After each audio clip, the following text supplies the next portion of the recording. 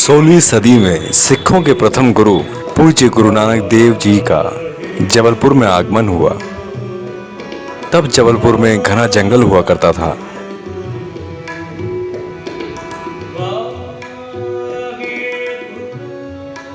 ईश्वर के बताए सच्चे मार्ग पर चलने के लिए गुरु नानक देव ने 4 यात्राएं की थी, जिन्हें उदासियों के नाम से जाना जाता है। पहली उदासी गुरु नानक देव ने कपूरथला के सुल्तानपुर से शुरू की थी। यह उदासी सबसे लंबे समय तक चली। पहले इस क्षेत्र में विशाल ताल हुआ करता था, जो मढ़ा ताल के नाम से जाना जाता था। इस क्षेत्र का नाम भी तालाब के कारण ही पड़ा है। करीब 400 साल के अधिक समय से पहले कैसा हुआ करता था जबलपुर, इसका अंदाजा लगाया जा सकता है।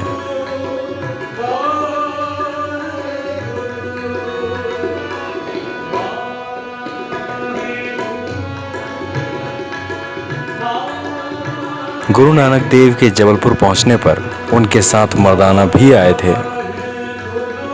मर्दाना ने गुरु नानक देव से घर जाने की इच्छा जाहिर की। मर्दाना 1100 कोस ही गया होगा कि मर्दाना को कोड़ा राक्षस ने पकड़ लिया। वह गुरु नानक देव जी को याद करने लगा। गुरु नानक देव जी ने मर्दाना के पास पहुंचने के लिए तनिक भी विलंब नहीं किया। गुरु नानक देव जी के चेहरे के नूर को देखकर वह उनके चरणों में गिर गया। गुरु नानक देव जी ने कोड़ा राक्षस से कहा कि वह जीवों की हत्या करना छोड़ दे। वह मान गया और उसने जीवों की हत्या करना छोड़ दिया। इस तरह कोड़ा राक्षस का गुरु नानक देव जी ने उद्धार किया।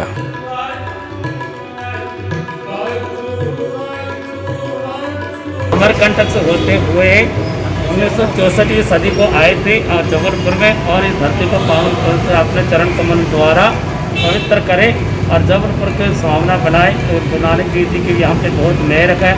सब संगत इस गुरुद्वारे के दर्शन के लिए आती है, पंजाब से भी दर्शन के लिए आते हैं। और गुरु नानक देव जी ने फिर यहाँ से कोटे राक्षस को उद्धार करके रावणखंड की धरती को चले गए।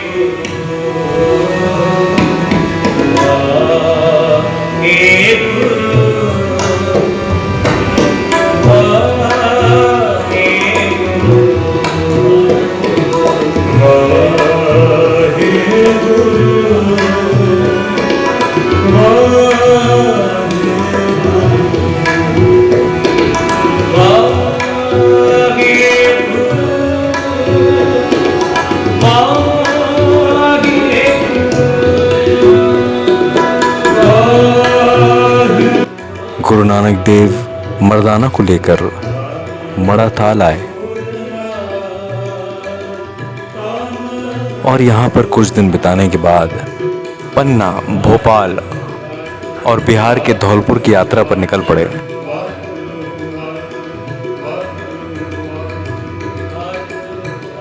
गुरु नानक देव नर्मदा के उद्गम स्थल अमरकंटक से होते हुए मड़ा ताल पहुंचे थे।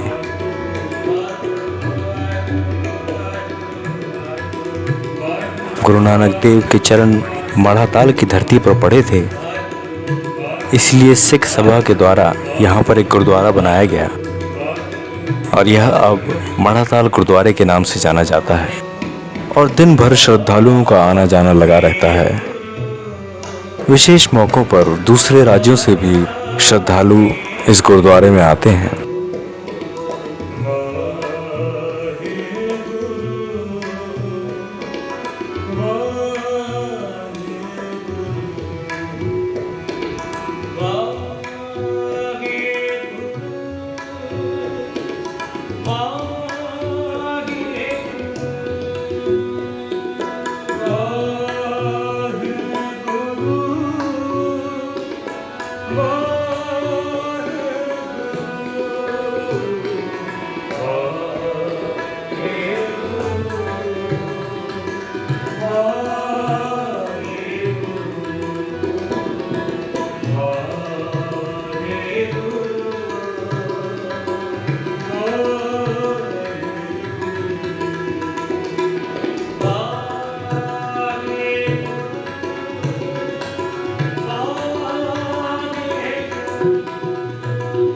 नर्मदा के तट ग्वारी घाट में भी सिख संगत ने विशाल गुरुद्वारे का निर्माण किया है।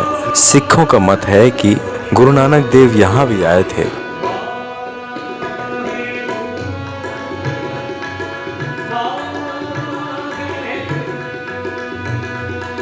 नर्मदा के तट पर बना यह गुरुद्वारा जहां आकर्षण का केंद्र है, वहीं सर्वधर्म संभाव का केंद्र बिंदु भी बना हुआ है।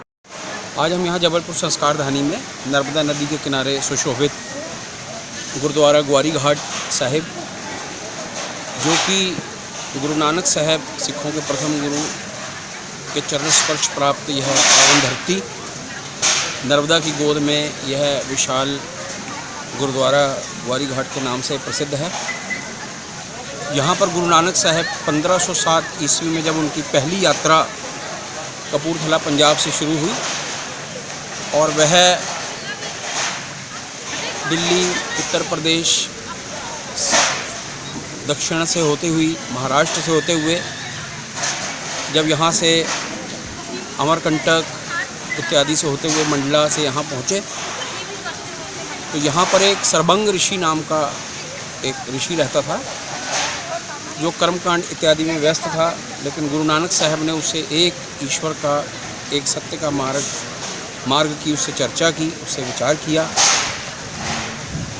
और वह यहाँ पर आकर वह रुके और यहाँ पर उन्होंने सरबंग ऋषि का उद्धार किया। स्थान में एक अजायब घर भी है नीचे, जिसको म्यूज़ियम कहा जाता है इंग्लिश में।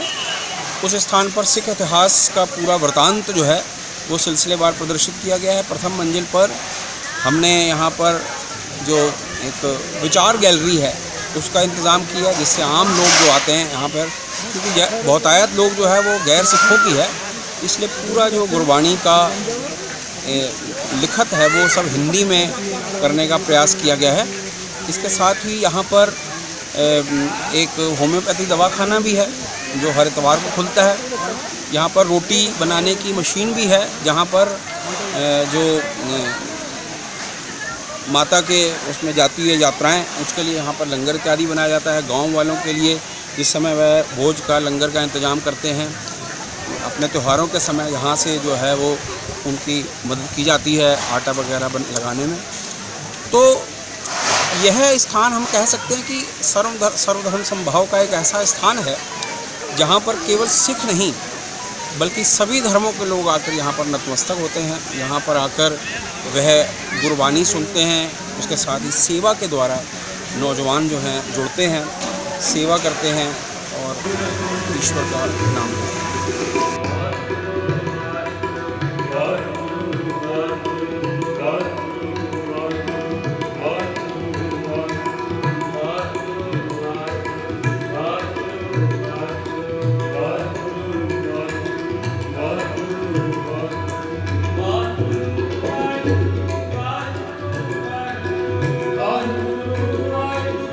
इस गुरुद्वारे में समाज सेवा के अनेक आयोजन किए जाते हैं। पहले गुरुद्वारा दूसरे स्थान पर था, लेकिन नया भवन बन जाने से पुराने गुरुद्वारे के भवन को लंगर हॉल में तब्दील कर दिया गया है।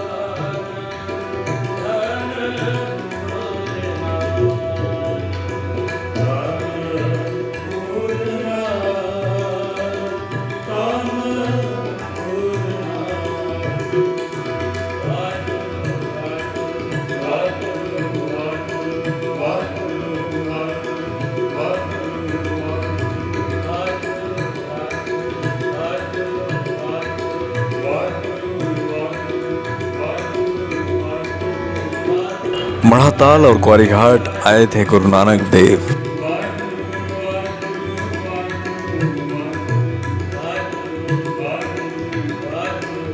इसमें कोई शक नहीं कि सिखों के प्रथम गुरु गुरु नानक देव मढ़ाताल और ग्वारीघाट आए थे। सिख संगत ने दोनों स्थानों पर गुरुद्वारों का निर्माण कर दिया है। ग्वारीघाट में नर्मदा के बाएं किनारे पर गुरुद्वारा है। इससे नर्मदा के स्वरूप में और निखार आ जाता है। ग्वारीघाट गुरुद्वारे के सामने ही एक और गुरुद्वारा है जिसे ऐतिहासिक गुरुद्वारे का नाम दिया गया है। गुरु नानक देव इसी स्थान पर ठहरे थे, इसलिए यह गुरुद्वारा ऐतिहासिक गुरुद्वारा कहलाता है। इस गुरुद्वारे के निर्माण की कहानी भी अनोखी है। मंगेली ग्राम की गुड़िया बाई ने अपनी जमीन गुरुद्वारे के निर्माण के लिए दान कर दी। इस स्थान पर बिल्कुल ठीक सामने जो पुरातन स्थान जिसे कहा जाता है वहाँ पर आए। वहाँ पर एक झिरिया बाई नाम की महिला, गांव की एक महिला रहती थी। उन्होंने जब संत तुलसा सिंह को देखा कि वह किस तरह भक्ति में लीन रहते हैं या किस तरह वह ईश्वर के प्रति उनका समर्पण है, उन्होंने जो उनकी अपनी ज़मीन थी वो उन्होंने दान में दे दी। और लगभग सन 1970 में वो जो पुराना स्थान है उसका निर्माण शुरू हुआ। वहाँ पर एक कमरा बना जहाँ पर गुरु ग्रंथ साहिब जी एक पुरातन स्वरूप थे गुरु ग्रंथ साहिब जी के, वहाँ पर वह पाठ इत्यादि करते थे। फिर धीरे धीरे उस स्थान को विकसित किया गया, कमेटी बनी और धीरे धीरे उस स्थान को डेवलप किया। उसके बाद यह स्थान जो आप ये विशालकाय इमारत गुरुद्वारा देख रहे हैं, इसका निर्माण हुआ। गुड़िया बाई तुलसा सिंह से काफ़ी प्रभावित थीं। साधारण से दिखने वाले तुलसा सिंह की भक्ति और समर्पण की भावना ने गुड़िया बाई को प्रेरित किया। ज़मीन मिलने के बाद 1970 में गुरुद्वारे का निर्माण शुरू किया गया और एक निर्माण कमेटी भी बनाई गई।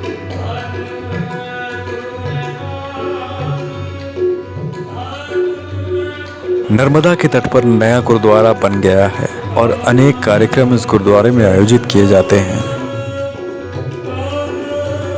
लेकिन जिन्हें पता है कि गुरु नानक देव पुराने गुरुद्वारे में आए थे, वे वहां जाना नहीं भूलते। नए गुरुद्वारे में एक अजायब घर भी है जिसे म्यूजियम भी कहा जाता है, बना हुआ है। इस म्यूजियम में सिखों की बहादुरी और त्याग का इतिहास है। डॉक्टर पट्टा सीता रमैया की पुस्तक हिंदुस्तान की आज़ादी का इतिहास में सिखों की बहादुरी का वर्णन किया गया है।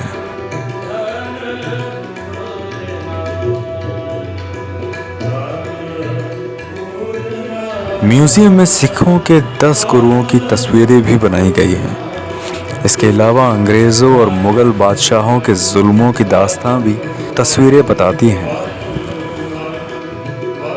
गुरुद्वारा बन जाने से तट की शोभा जहां और बढ़ गई है और वहीं लोगों की मौलिक ज़रूरतें पूरी होने लगी हैं।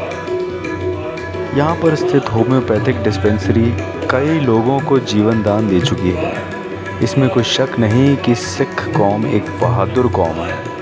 उसकी बहादुरी का इतिहास अजायब घर में देखा जा सकता है।